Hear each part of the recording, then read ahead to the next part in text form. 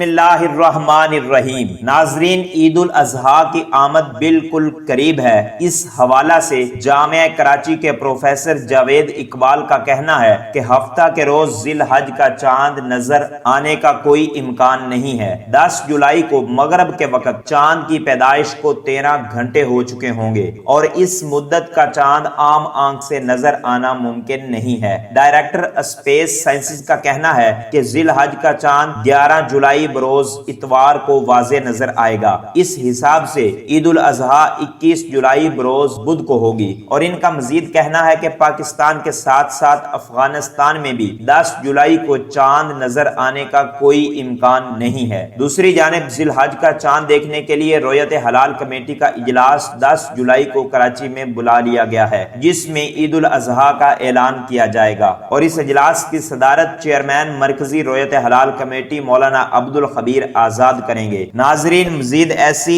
Latest videos کے لیے اس channel کو سبسکرائب کر کے بیل آئیکن کو پریس کر لیں تاکہ ہر ویڈیو کا نوٹیفیکیشن بر وقت آپ کے پاس پہنچتا رہے۔